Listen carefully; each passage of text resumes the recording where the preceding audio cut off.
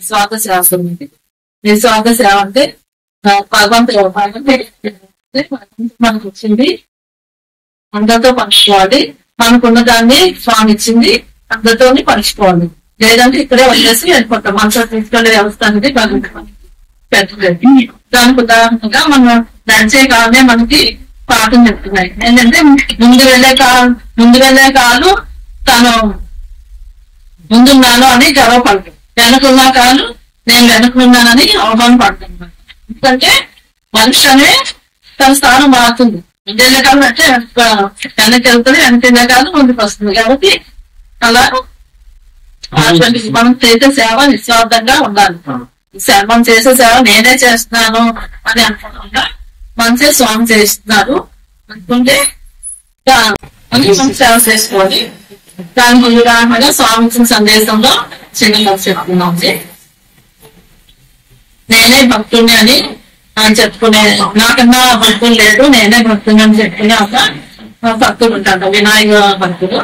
అతను ప్రతిరోజు వినాయకుడి గుడికి ప్రతి వారం బుధవారం పూట వినాయకుడి గుడికి వెళ్ళేవాడు. వెళ్ళేటప్పుడు అన్ని పూర్తి కాసుల సామగ్రిని పట్టుకుని ప్రసాదం కూడా పట్టుకుని వెళ్ళేవాడు. పూజ చేయించుకొని ప్రసాదం కూడా పెట్టి ఆ ప్రసాదాన్ని అందరికి పంచేవాడు అనమాట. అందరికి అంటే అతను ఏంటంటే అతను గొప్ప అనుకున్నాడు. తెచ్చిన ప్రసాదం లడ్డు 5 కేజీల ప్రసాదం తెచ్చేవాడు అనమాట. 5 కేజీలు అంతా ఎక్కువ ప్రసాదం ఎవరు తేలేదు, నేనే తెస్తున్నాను అని అనుకున్నాడు. మిగతా వ్యక్తులు కూడా ప్రసాదం వాళ్ళకి రోజున ప్రసాదాన్ని వాళ్ళు తెచ్చారు. ఇద్దరు మాత్రం నేనే ఎక్కువ తెస్తాను, నా అనుగ్రహం స్వామి అనుగ్రహం నా పైన ముట్టింది అని అనుకుని చిన్న గర్వం వస్తుంది అనమాట. మనం చేసే సేవలో ఎప్పుడు ఎటువంటి గర్వం లేకుండా మనం జాగ్రత్త పడుతూ ఉండాలి. కానీ ఈ భక్తుడు కొంచెం గర్వంతో ఉండాలి కదా, అందులోనే ఎక్కువ ప్రసాదం చేస్తున్నాను, నా ప్రసాదం ఎక్కువ ఉంది, భగవంతుడు నా మీద అనుగ్రహం ఎక్కువ ఉంటది అని చెప్పి చిన్న గర్వం వస్తుంది.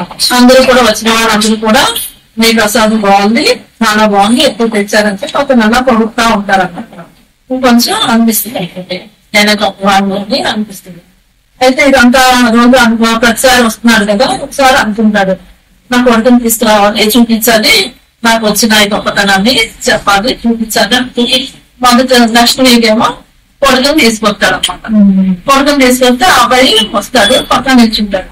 నిల్చొని చూస్తాడు వాళ్ళ నాన్న పూజ చేయడం, ప్రసాదం తేవడం, అసలు పంచడం, అందరూ ఇద్దరిని వాళ్ళ నాన్నని ప్రసాదం అంతా చూస్తాడు. పొగస్తున్నాన్ని విని సంతోషిస్తాడు.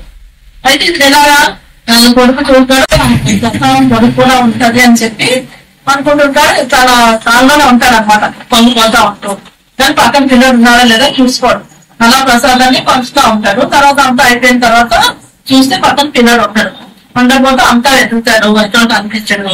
తర్వాత మధ్యలో బయటకు వెళ్ళి చూస్తాడు. చూస్తే దూరంగా వెలుగులు అనుకునే అబ్బాయి దగ్గర కనిపిస్తాడు అనమాట.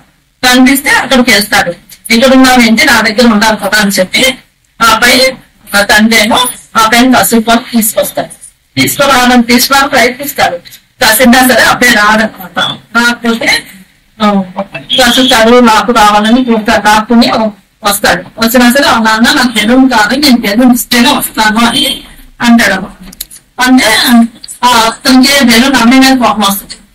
అమ్మాయి అతని మీద కోపం వస్తుంది. కోపం వచ్చి అతని మీద చిరాకు పడతారు. మీకు తెలుసు పిల్లలు వస్తారు ఇక్కడికి, పిల్లలు బెలూన్ కోసం వేచి పెడతారు, నేను అందరూ కొంటాం, ఈ ఎగసామేసం చేసుకుందాము అని చెప్పి మీరు ఇలా చేస్తూ ఉంటారు అని చెప్పి అనుకుంటారు అని వాళ్ళ మీద ట్యాగ్ వేస్తే అప్పుడు ఆ బెలూన్ అబ్బాయి అంటాడు, సార్ నేను పొరపాటున్నారు, నేను బెలూన్ అమ్మడానికి రాలేదు, పంచడానికి వచ్చాను అంటాడు అనమాట.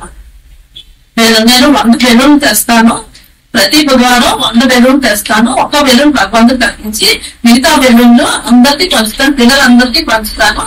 నేను ఒక సత్సంగానికి వెళ్ళినప్పుడు అక్కడ ఒక మహాత్ముడు చెప్పిన విషయం ఏంటంటే, పిల్లల్లో భగవంతుడు ఉంటాడు, పిల్లలు భగవంతుని స్వరూపాలు, వాళ్ళ ఆనందే భగవంతుడి ఆనందము. ఆనందంలో భగవంతుడు ఆనందాన్ని చూసి భగవంతుడు ఆనందిస్తారని చెప్పి నేను ఈ బెలూన్ని తెచ్చి ఇలా అందరికి పంచుతున్నాను అని చెప్తాడన్నమాట.